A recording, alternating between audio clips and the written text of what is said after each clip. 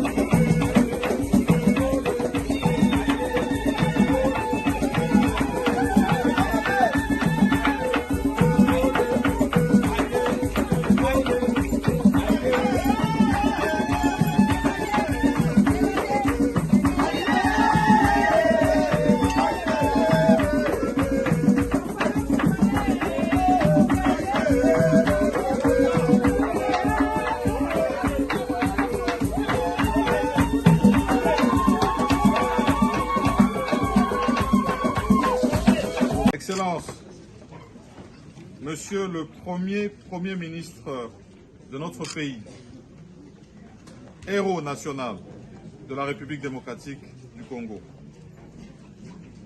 l'heure est arrivée de vous conduire à la place désormais dédiée à votre illustre nom.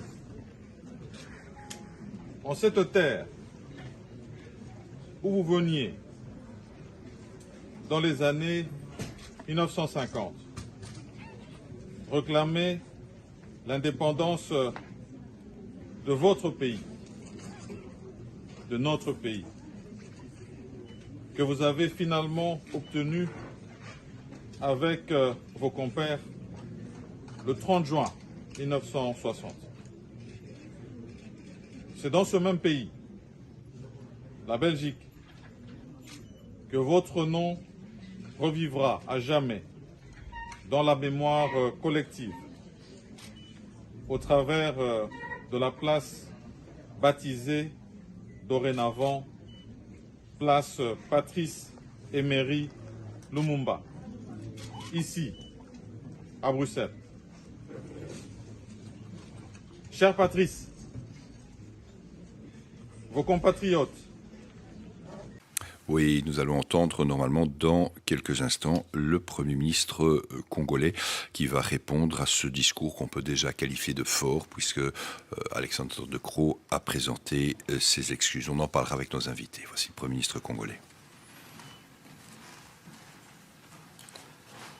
Monsieur le Premier ministre du Royaume de Belgique, Madame la Présidente de la Chambre des représentants, Messieurs et Mesdames les députés et sénateurs, Mesdames et Messieurs les membres des gouvernements belges et congolais, Mesdames et Messieurs les ambassadeurs et membres des corps diplomatiques,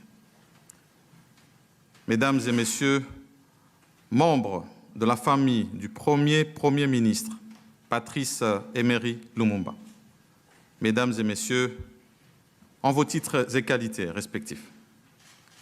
L'émotion est forte en prenant la parole aujourd'hui, en ce lieu chargé d'histoire, ce palais d'Egmont qui a accueilli les pères de l'indépendance congolaise il y a exactement 62 ans, à l'occasion de la table ronde de Bruxelles, ayant conduit la République démocratique du Congo à sa souveraineté internationale.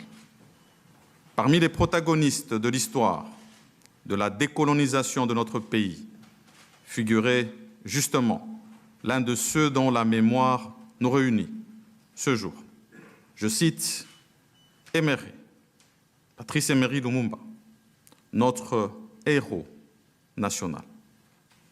Mandaté par le président de la République démocratique du Congo, son Excellence, M. Félix Antoine Tshisekedi Tshilombo, au nom du peuple congolais et à celui du gouvernement que je dirige, je suis venu recevoir solennellement, aux côtés de ses enfants et petits-enfants, la dépouille du premier ministre de la République démocratique du Congo.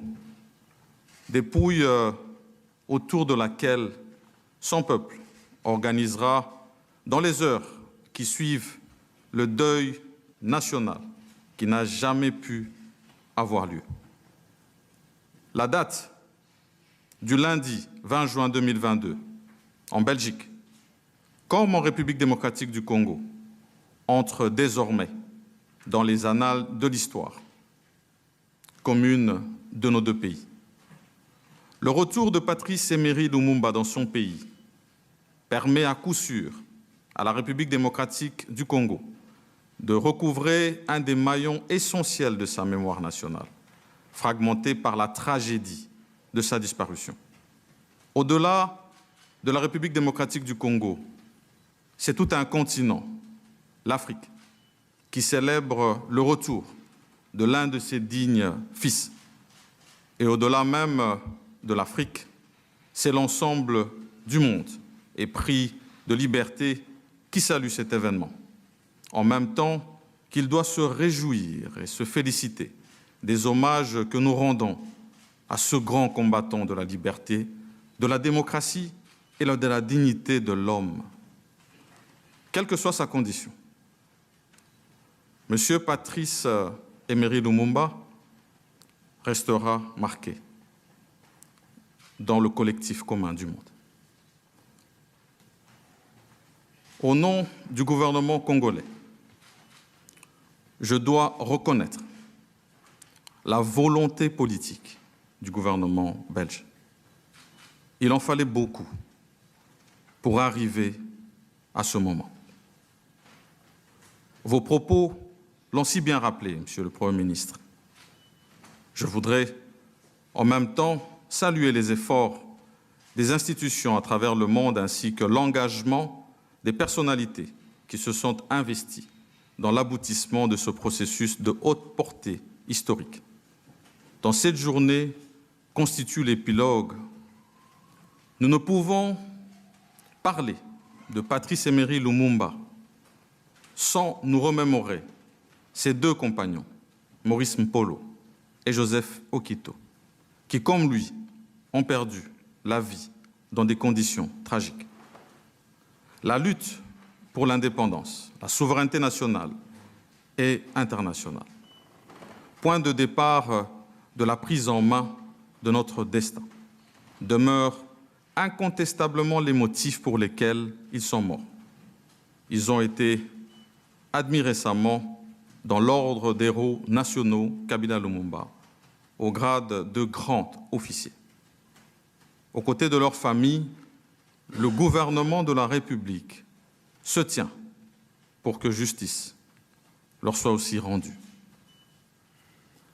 Le régime colonial a été un système basé sur l'exploitation et la domination, marqué par une relation inégale, injustifiable, et par le paternalisme, la discrimination et le racisme. J'emprunte ces mots du roi Philippe pour avouer que ce système et le traumatisme qu'il a entraîné a plombé les années qui ont suivi l'indépendance et ont eu une incidence sur l'avenir de notre pays. Le travail de la commission parlementaire sur le passé colonial nous édifiera davantage sur cette page douloureuse de notre histoire. En février dernier, à l'occasion de la visite à vos côtés du Musée royal de l'Afrique centrale, musée de Tervuren, Monsieur le Premier ministre, j'ai reçu de vos mains la liste des œuvres d'art qui doivent nous être restituées et la remise symbolique par le roi au président Félix-Antoine Tshisekedi du masque Soukou marque incontestablement notre volonté commune de nous réconcilier avec notre histoire et de scruter dans la sérénité et sans complexe l'avenir de nos rapports. Monsieur le Premier ministre, Mesdames et Messieurs, évoquer Lumumba aujourd'hui avec nos jeunes générations, c'est rappeler son combat, son rêve de faire de la République démocratique du Congo un pays moteur dans le développement de l'Afrique, par sa position géostratégique, en plein cœur de l'Afrique, par sa diversité et sa richesse socioculturelle, par son sol, par son sous-sol, par sa flore et sa faune. C'est pourquoi, dans son célèbre discours du 30 juin 1960, Lumumba lui-même soutenait, je cite, « Nous allons faire du Congo le centre de rayonnement de l'Afrique tout entière ». Une conviction qui rejoignait celle d'autres illustres figures panafricaines, telles Frantz Fanon, Aimé Césaire, Cheikh Anta Diop, Kwame Nkrumah. Visionnaire, notons que dès 1958, Lumumba alertait l'opinion, tant nationale qu'internationale, sur la menace de la violation de l'intégrité du territoire qui pesait déjà sur son pays. Il est le premier homme politique congolais qui emploie le vocable balkanisation, concept sur lequel aucune Congolaise, aucun Congolais ne peut jamais transiger. Aujourd'hui, il est de notre responsabilité d'appeler le peuple congolais, essentiellement sa jeunesse, à porter à bras le corps le combat de Lumumba, qui demeure aujourd'hui encore de grande actualité. Combat de protection et de préservation de l'intégrité territoriale. Combat pour ne jamais trahir la République face aux convoitises extérieures. Cette intégrité territoriale à laquelle tient aussi la Belgique et que vous, comme le roi, avez si bien rappelé en ce moment précis où notre pays fait face à une nouvelle agression rwandaise avec son lot d'atrocités. Des enfants ont encore perdu la vie, les écoles sont encore bombardées, des femmes contraintes à quitter leur milieu naturel. Depuis plus de 25 ans, la normale est devenue normale. Notre détermination à y mettre fin autour de notre président de la République, chef de l'État, et de nos forces armées est à nouveau renforcée ce jour.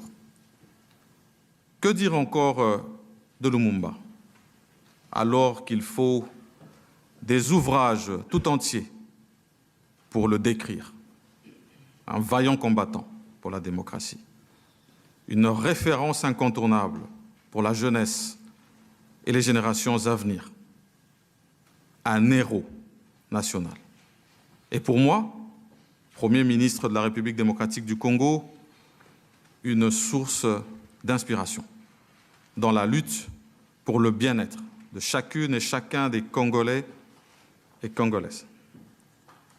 Monsieur le Premier ministre, distingués invités, Mesdames et Messieurs, tout en nous invitant tous, Belges et Congolais, à regarder notre passé en face, il nous appartient de poser les jalons d'une nouvelle collaboration, sincère et solide, tournée vers une coopération mutuellement avantageuse et reposant sur l'estime réciproque en vue d'un développement harmonieux de nos peuples respectifs.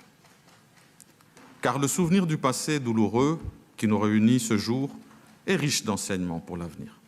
Un avenir tributaire à la fois de la reconnaissance de ce passé commun dans toutes ses facettes et de l'effort commun de le dépasser pour tisser de nouveaux liens sur des bases plus solides entre nos peuples. Le Congo, au cœur de l'Afrique, et la Belgique, au cœur de l'Europe, ne peuvent plus formuler leurs problèmes en termes exclusivement nationaux, disait Laurent Baudouin en 1970. Le temps est venu pour que nos jeunes l'apprennent davantage et pour que nous puissions pleinement jouer ce rôle vital pour l'avenir de nos continents et de la coopération entre l'Union africaine et l'Union européenne. Monsieur le Premier ministre, c'est dans ce sens que lors de votre récent séjour à Kinshasa, à la suite de la visite de Sa Majesté le roi Philippe, nous avions eu l'occasion, tous deux, d'explorer sans complaisance les domaines de coopération fructueux. Tous deux, nous avions manifesté l'intérêt d'ouvrir de nouvelles perspectives de la coopération bilatérale entre nos deux États. Il me revient d'ailleurs de relever qu'à la suite du 6e sommet Union européenne-Union africaine tenu à Bruxelles au mois de février dernier, des options fondamentales ont été levées en rapport avec l'atteinte des objectifs du développement durable pour l'Afrique. Ces échanges fructueux doivent aussi caractériser les officiels de nos deux patries en vue d'inciter cette coopération mutuellement avantageuse pour nos deux peuples, appelés d'ailleurs aujourd'hui à écrire une nouvelle page de l'histoire. Puisse la mémoire de Patrice Emery Lumumba, qui nous réunit ce jour, constituer un moment de rassemblement et le point d'un départ, d'un avenir plus radieux. Je vous remercie. Nous allons entendre dans quelques instants